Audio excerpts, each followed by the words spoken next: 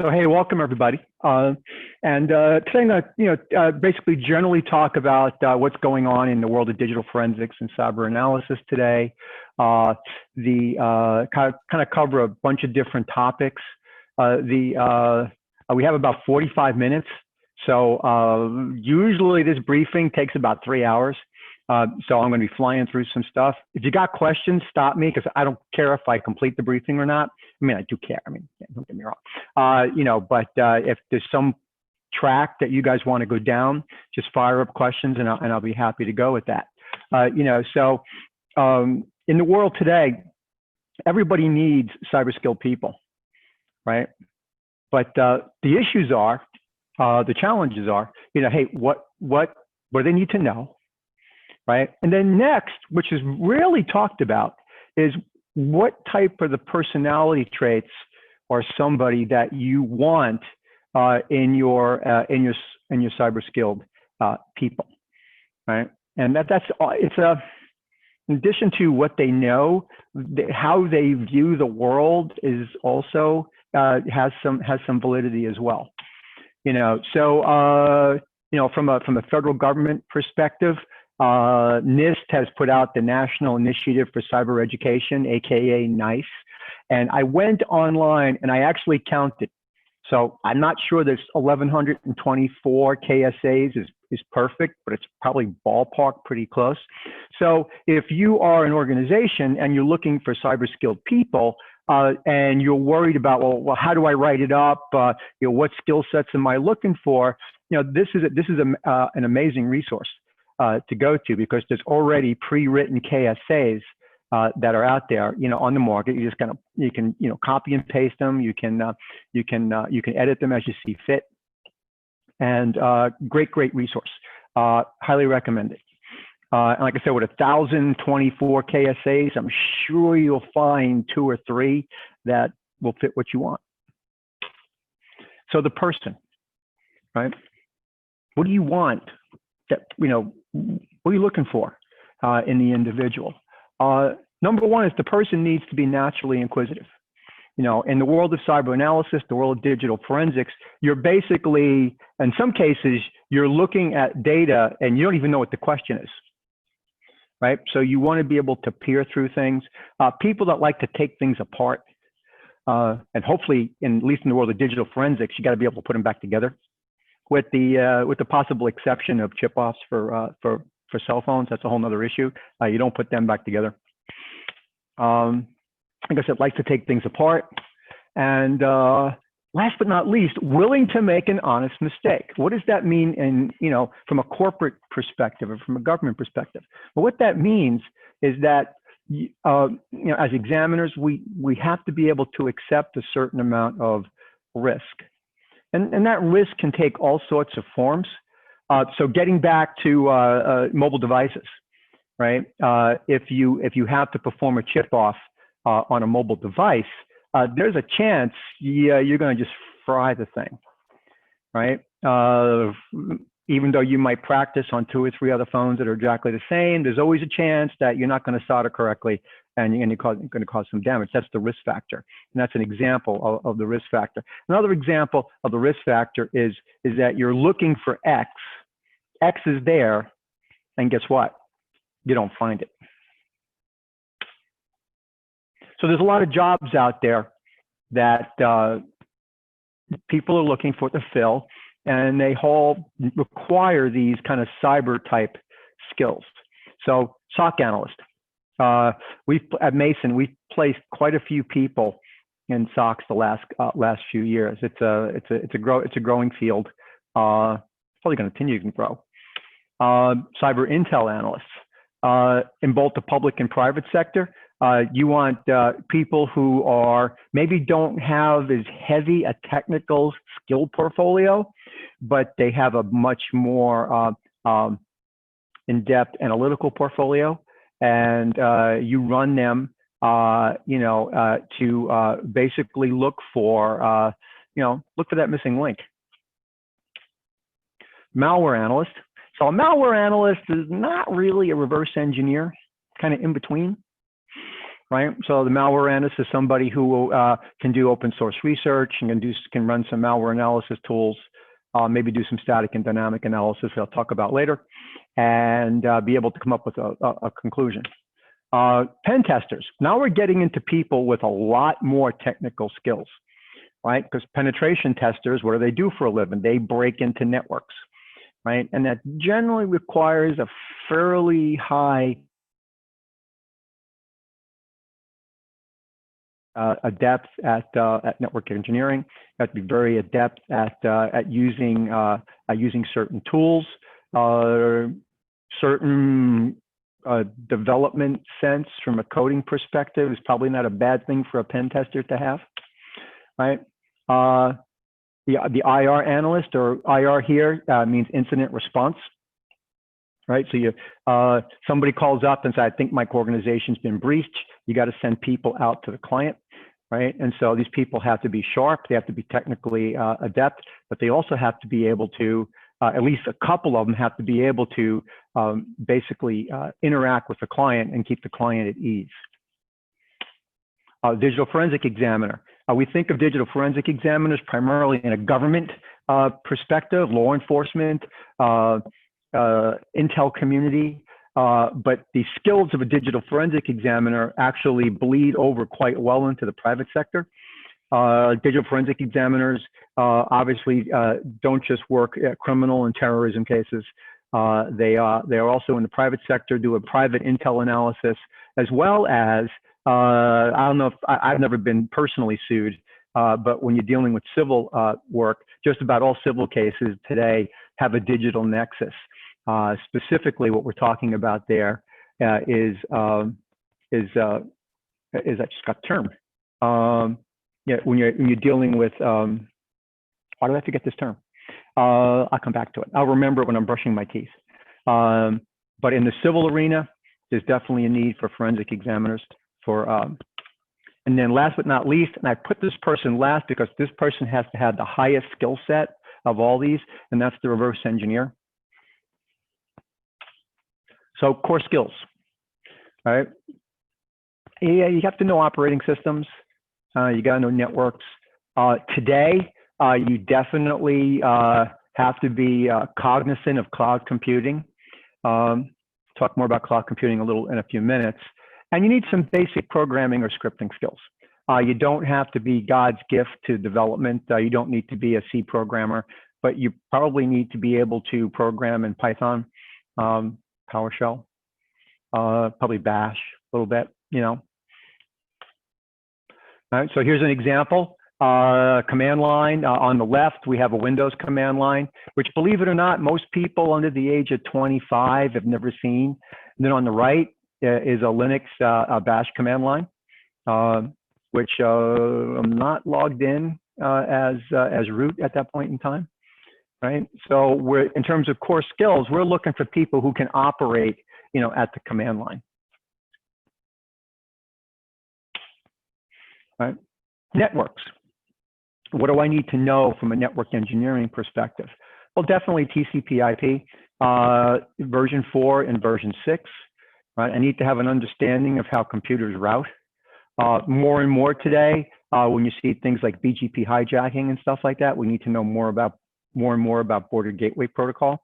We need to understand basic switching, and of course, our friend from a security perspective, always wireless, or 802.11. So these are all network skills that, you know, we should be looking at depending upon the person we want to hire and the job that they want to do. Right? So cloud computing. Right? We're going to keep bouncing back and forth with cloud computing as we go forward here. You know, cloud computing, I'm getting distracted here because, believe it or not, nobody's called me all day, and now somebody's calling me. Amazing.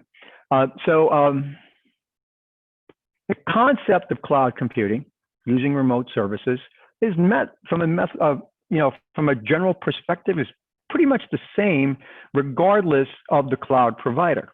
However, that's kind of where it ends. Every cloud provider does things a little differently. I'm most comfortable with AWS, so I have no problems going into an organization that's using AWS. and extracting data, taking images, that sort of thing, snapshots. I can probably get by in Azure, but after that, it gets a little funky. Here's an example of a bash script, right? And what this bash script does is it extracts information from a system that we can use in an incident response and an IR. It's one that we only got the first couple lines. It's about a 300-line bash script, 250-line bash script that does that. Here's a PowerShell script that does something pretty much the same, right? Why, like PowerShell? Why should we be teaching people PowerShell, right? The answer to that question is because the bad guys are using PowerShell.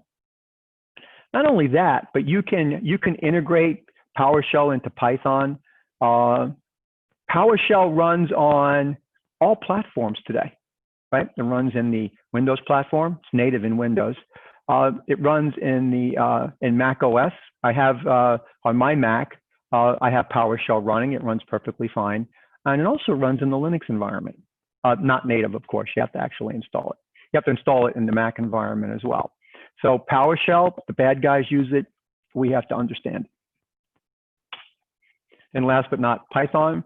I love Python because you can do a lot with really a few lines of code.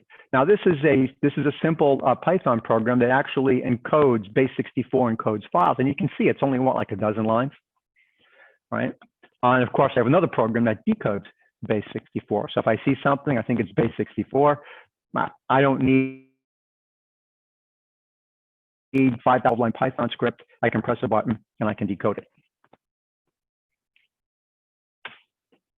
Right. So all the skills we talked about before, I'd call them core skills. Right. Now let's get into advanced skills. Right. So when we start getting into advanced skills, we are now looking at having to deal with code, being able to analyze code. So we have static analysis, dynamic analysis, network intercepts, and then artifact extraction. So let's see if I have so static analysis, right? Essentially with static analysis, what we're doing is we're taking a piece of unknown code. We're not running it, but we're looking at the code itself. Remember, it's compiled, so it's not like we can read the instructions. But we can take that code, we can look at it, and we can examine the PE header or the file header, or the ELF header if it's Linux based, right? Get an idea of what function calls are there, like it's import address table, it's export address table, right? Step number one. After we have an idea by looking at the code, right? And when I mean static analysis, I'm not referring to code decompilation. Talk about that in a few minutes, right? After I've statically analyzed the code, I may want to actually run the code, right? But why would you do that? That's crazy. Well, no, in a controlled environment, especially with virtual machines, right? I can run the code. I set up my sensors.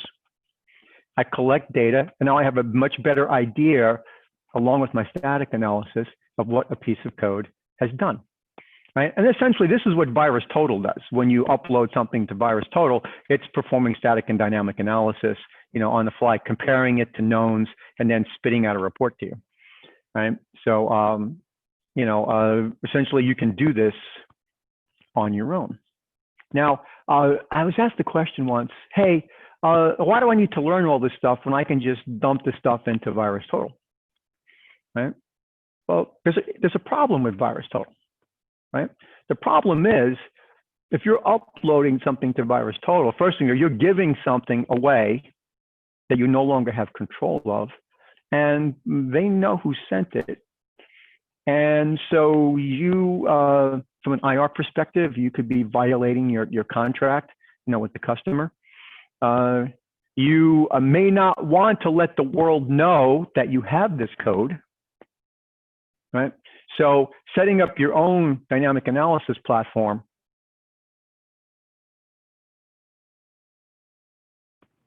And there are commercial companies where you can actually, you can buy this platform. You can just build it yourself. And the way you can build it is using virtual machines. Right? Network intercept and analysis. This is one of my expertise. Right? To be able to intercept packets, to be able to analyze the content. In cases where when you're dealing with encryption, which is the most of data today, right? You have to deal with net flow, which is essentially session data. Right? And so this is an advanced skill. A lot of people think they can do it, but it's a lot harder than it looks. But if done properly, definitely provides analytics capabilities that maybe the other people don't have.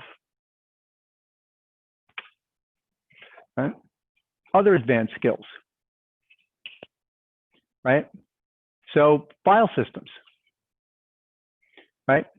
NTFS, file allocation table system. FAT, still around. XFAT, right? Linux, ext3 and 4, right?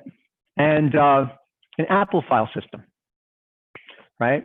About a year or so ago, year or 2 years ago, for those of you who have Macs, when you upgraded to the new file system, unless you opted out, you encrypted your drive. So APFS by default is encrypted. It's important to know. There are tools out there that will decrypt drives like Macquisition and stuff like that. However, generally you need the, either username and password, you need the password to get through it. The encryption is a really tough issue these days, and it's only getting worse. Right? Very advanced skills. So people who know assembler, people who know C, people who understand and know how to work with compilers. This is all extremely important for the person who's a reverse engineer.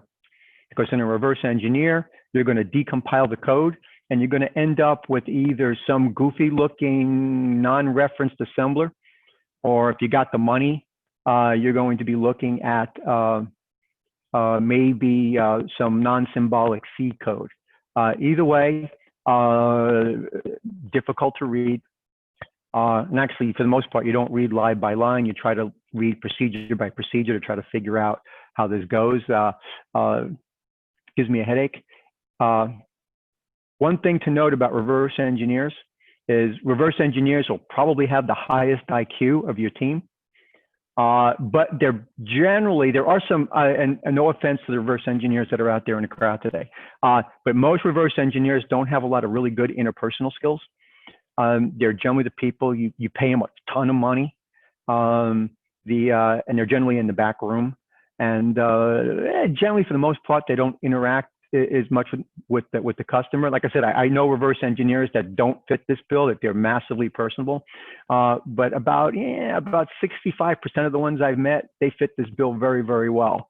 I have a couple of stories which I probably shouldn't go into because there's no way I'm going to finish this even be close to being on time.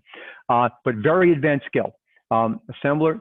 In fact, most universities today don't even teach assembly language programming. Right? I know Mason does.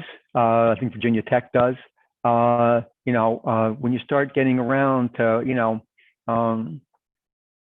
teaching basic programming, not a lot of places teach assembler anymore. All right. Kind of talked about reverse engineering already. There's a couple of 2 or 3 really good tools that are out there on the market today. Of course, it was about a year ago. NSA released its tool as open source called Ghidra. I've taken a look at it. It's really cool. It works really well. Not unlike IDA Pro. IDA Pro, there is a community version of it. And the one in the middle is Hexrays. And so Hexrays is basically IDA Pro on steroids. The difference between Hexrays and IDA Pro decompiles into assembler. Hexrays will decompile into C. All these tools have advantages and disadvantages. A lot of times you have to kind of guess the compiler that was used in order to get the best decompiled code. Got to remember that. Like I said, this is a very, very advanced skill. Like I said, it gives me a headache when I try to decompile things. Okay. So what about mobile devices? Right. So in law enforcement today, the vast majority of cases have mobile devices in them. Why? Because we're all carrying one of these things. Like I said, mine just went off a minute ago. Somebody was looking to talk to me, right? Which is, I don't know anybody would want to talk to me. We all have one of these. Just about any time somebody's arrested, they have a phone on them. And of course, today, the vast majority of phones, especially if they're iPhones or they're Androids, are what? They're encrypted. Of course, we also have traditional laptops and desktops. They are probably going the way of the dodo bird. I know there's gamers that still use desktops out there. I got maybe, I don't know, 4 or 5 systems in my house. They're all laptop based. I take it back. I have a Raspberry Pi. That's only like as big as my iPhone's bigger than the Raspberry Pi. The bottom line is things are shrinking and shrinking and shrinking. Eventually, you're going to get a situation where, probably in the near future, where people aren't going to need laptops. They're still going to need monitors. They're still going to need keyboards. They're going to need touchscreens. But the actual device will be Raspberry Pi-like. It'll be massively small. And why can't it be a mobile device at that point in time? You come in, the thing will sync up with Bluetooth or with wireless, and you can talk to all your peripherals. I'm not the one that's predicting this. There are a lot of people out there that are talking about, things are shrinking. So there will come a time, like I said, in law enforcement, it's all about mobile devices today. You're going to make cases and you're going to break cases, with the mobile device, assuming you can get into it. Right. So I'll talk a little bit in the time I have left with this concept of forensic swim lanes. Right. So digital forensics isn't just a thing. It's actually a bunch of things. Right. Whereas an examiner, you'll have like a good examiner will be able to function in most, if not all, of the swim lanes, but they're going to have specialties. So my specialty is digital media and network intercept and analysis. Can I function in mobile devices? Yeah. Can I analyze code? Yeah. But my real specialty are those things. You'd be hard pressed to find somebody who is a true expert in all of these lines. So the first one, as I mentioned before, digital media forensics. The issue with digital media forensics has been around the longest. It's been around since the 80s, right? Since the IBM PC and the first Apple II, really came out. And today's world, the challenge in digital media has to do really with the actual storage devices themselves. So if you look on the screen there, we have there's a couple of examples of SSDs, right? And so SSDs are solid state devices. They are generally, when they first came out, they kind of look like little hard drives. Now they're chipsets, right? And so we're looking at chips here, and there are even situations where you'll have a device, you'll open it up, and you won't even recognize the chipset because it's like burned on the motherboard. So one of the challenges for examiners in dealing with digital media is just being able to identify the storage device, being able to get to it, and basically affect a digital collection, or otherwise known as an image. That has become more and more of a challenge today. Different companies do things differently. In addition to different companies doing things differently, what you also have today is you got these companies that pop up in China, right? They pop up in China, they do a run of, let's say, I don't know, 15, 20,000 units, whatever, it doesn't really, right? And then the factory kind of goes away.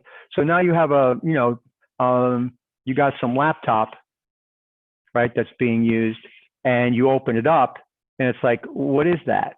And then you start to research it, and you find out that maybe someone else is on Craigslist has it, but there's no way to actually get the technology.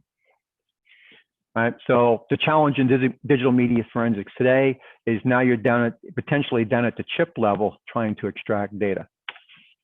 Right? So this is a favorite picture of mine. This is a picture of a house in Northern Virginia. That's a typical, it's a normal house. And as you can hear my dogs in the background here, you know, the killers that they are. So it's kind of a normal house, but not really. Because this is what was inside the house. Inside that house, there were over 250 computers. The garage was a huge UPS. And this guy had enough power going into his home, probably to serve the Pentagon.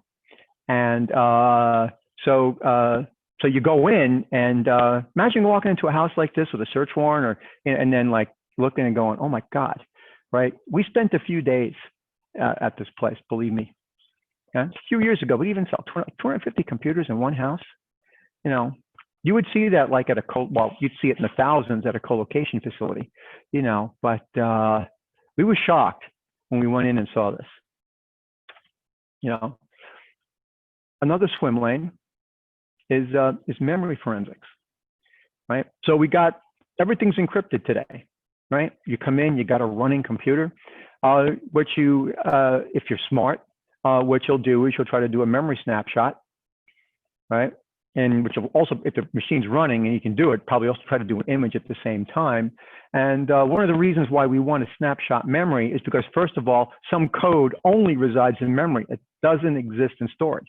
It's not on your hard drive, right? Not on your SSD, right? So we want to make sure we grab that. In addition to that, there may be encryption keys and stuff that may be readable in memory that we may need to use later on, right? So memory forensics has become more important as we tend to use more and more encryption. Remember, as the world goes by, we're going to be using more encryption, not less encryption.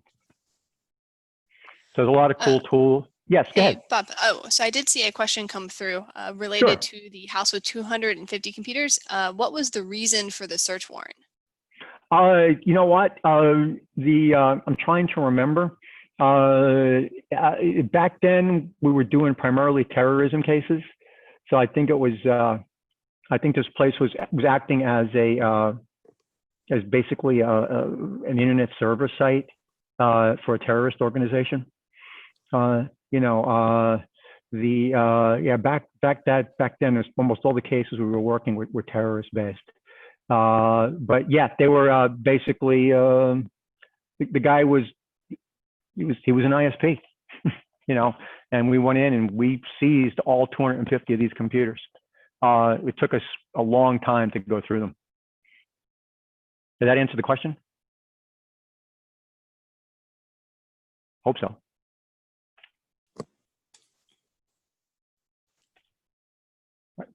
Memory forensics. There's a lot of tools out there that deal with memory extraction. You got some, FTK Imager has got a good memory extraction tool. You have Monsool's Dump It, which is actually, there was a free tool, it's paid for. There are other open source tools that are out there. You just got to be careful because a lot of these tools don't work well in the Windows 10 environment. They were written a few years ago and they have limitations to them. I'm trying to think, I'll scratch that, I'll go on. There's another tool I wanted to mention and I just can't think of the name of it off the top of my head. But if you're going in and you're doing a collection and the machine's running, it's probably a good idea to take a snapshot of memory. It's also probably a pretty good idea to image the drive at that time, because if you shut it down, if it's encrypted, good luck. So I do see another question that came through. Sure. And I don't know if you've already sort of covered it or not, but Sure. could you talk briefly about data remnants tools that recover data from RAM even after the system has been powered off? Oh, yeah, that's a great question. So several years ago, Princeton University did a study, right? And what they did is they basically took a motherboard out of a computer, right? And they kind of fired it up, and then shut it down. And then what they did is during this process, they used basically a can of freeze spray that coming out at about 50 below zero, and they sprayed the motherboard, right? And got it really, really cold. And then what they did was then they fired up the computer again. They were able to do a memory capture, and lo and behold, they were able to capture remnants of data that was in memory prior to the shutdown.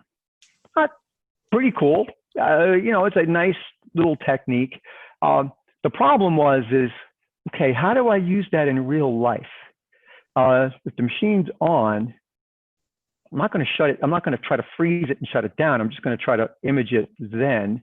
Not only that, if I hit a computer with freeze spray, there's a fairly good chance I'm going to short the thing out because you're going to get all this condensation, on the device. So you have that original study which came out. Interesting from an academic perspective, had very, very little practical capability, right? Where in talking about not memory residence, but residence, so let's get back to digital media forensic. Let's get back to those SSDs, right? Because when you're looking at an SSD, even with imaging tools, you're really looking at it logically, right? Because of wear leveling and all the things that need to run in the background for an SSD to work properly. Because remember, those chips, which are like memory chips, wear out. So those NAND chips wear out. So what happens is that the firmware, the SSD firmware basically load balances the data, kind of moves it around and stuff like that, because you don't want to read and write to one location, right? So standard forensic imaging will give you an image, right? But you really can't see that load balancing because it's below the firmware, right? So there has been some really interesting research with trying to get below the firmware so I could see some of these load balanced areas. But once again, that's the way SSDs work. Once again, is it practical? That's more practical than going out and trying to freeze your computer with freeze spray.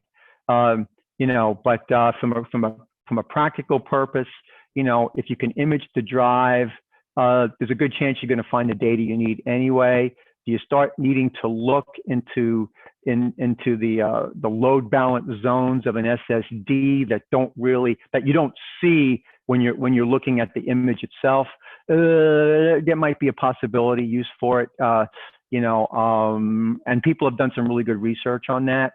I haven't personally gotten involved with anything like that. And the reason is because now you're talking about, soldering wires onto chipsets and, getting below the firmware. It gets a lot more tricky that way. Mobile devices, right? I've talked about this already. This is a swim lane in and of itself. For people out there, there are a couple of companies that kind of dominate the mobile device industry.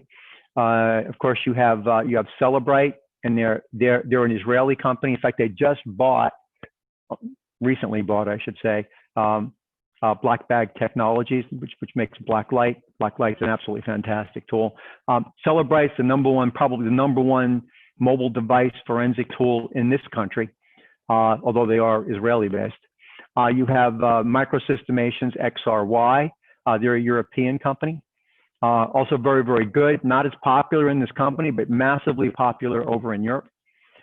Then you have one American company that's in the industry, that's Parabin.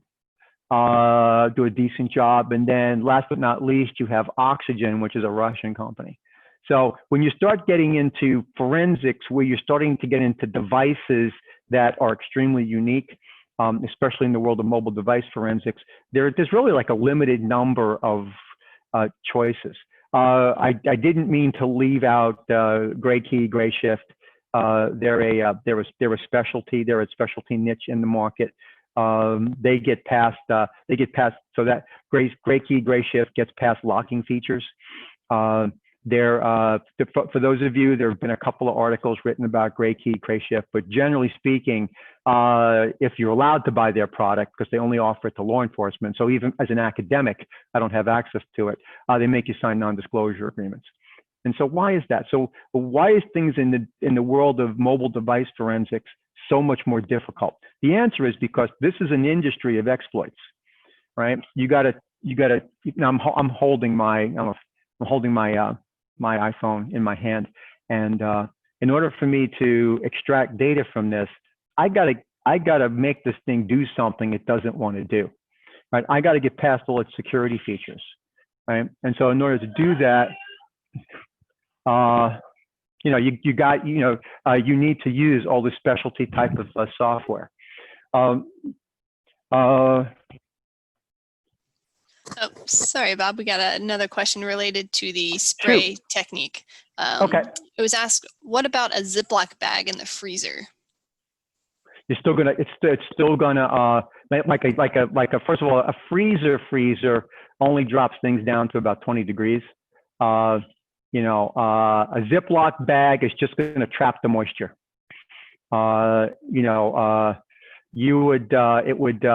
And think about that. Is that really practical as an examiner?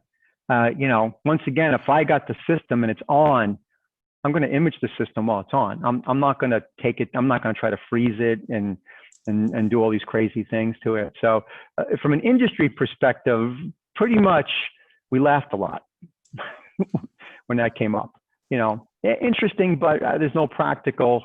I do not know of any practical use to that. If anybody's ever seen a case where that's been used, especially if it's gone to court, let me know. Let me get back to mobile devices. So the mobile device world is a world of exploits, right? And the money that goes into developing those exploits is what allows us to get past the security features on phones. Because what are the two big mobile device platforms today? It's either Android or it's the iPhone, right? And so Gray Shift, Gray Key can get around some of the security features. So if you own an iPhone 10R or better, so if you own a 10R or an 11, right, you can,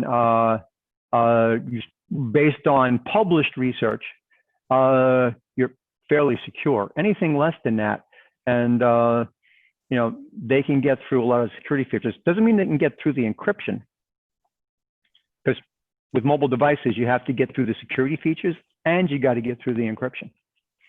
So, and if you notice, like with iPhones now, they like mine, I guess it likes my face. I can open it. It'll open with my face.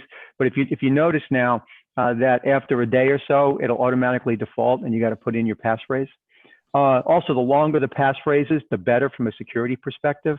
If your passphrase is probably more than about 10 or 11 characters, it makes it really, really hard to decrypt. If it's a PIN, like a 4-digit PIN, then we can pretty much get into those. Even a 6-digit PIN, although it might take a lot longer. The longer the passphrase, the more secure the phone is. I'm running out of time here. So network forensics, right? The thing here is you have to know how to intercept the data, right? Am I going for full content? If I'm looking more at net flow or session data, right? If regardless of what I get, if I get full content, I need to be able to reconstruct that data. The tools today do have some limitations. So the most popular tool today is probably Wireshark. Wireshark is a great tool, but it pretty much peters out at about 500 meg. I don't know about you guys, but anytime you're doing full content collection, you're going to be collecting things in the terabytes. About the only tool that I know of that handles full content collection larger file size is better is probably NetWitness Investigator. It seems to be able to handle larger files. So network forensics, I would talk more about network forensics, but I'm running out of time. Malware reverse engineering, right? So if any of you can read what's on the left, you're a candidate to become a malware reverse engineer, right? Because that's assembler. And probably the most, so your reverse engineers are the ones that have to have the most technical skill. They don't always have the best personality, but these are the people that, so a friend of mine who's in the industry said that he was paying, he's paying reverse engineers $250 an hour. That's not bad. That's not chicken feed.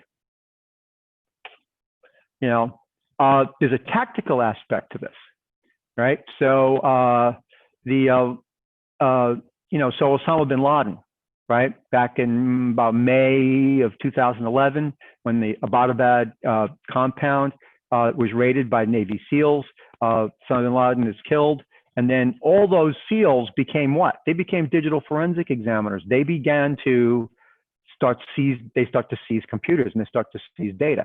The reason why that's important, and I'm gonna skip cloud. I shouldn't skip cloud. I'm out of time now. Let me just, by the way, that's a small listing of cloud service providers today. As you can see, there's quite a few of them, and that's only a small selection. I'm sorry about this. We are running out of time. I want to do one more thing. By the way, doing forensics in the cloud is definitely a way of doing things. You can actually save money by using a platform like AWS to do your forensics. In this particular environment, we're using Truxton in the AWS cloud, and the thing absolutely rocked. But yeah, this is what I wanted to get to. So, you know, in a case like Osama bin Laden, right? All those computers were seized, right? He died like in May 1st or something like that of 2011. Well, all that data was released by the CIA a couple of years ago. And the interesting thing, and I can't do a demo because I don't have the bandwidth to do it, but when you do a timeline analysis, and this is an example of a really good timeline analysis tool in Truxton, but what we saw is all this computer activity going on almost a year after Osama bin Laden was shot. And what happened was the people who seized the data didn't properly write protect it. So the case in point there, if that data had to go to trial, it most likely would have been suppressed. And so I'm right at 4:15. Sorry to rush at the end there. I usually spend a lot more time doing this. But if anybody's got any questions or anything like that, I'd be happy. But I know I'm out of time.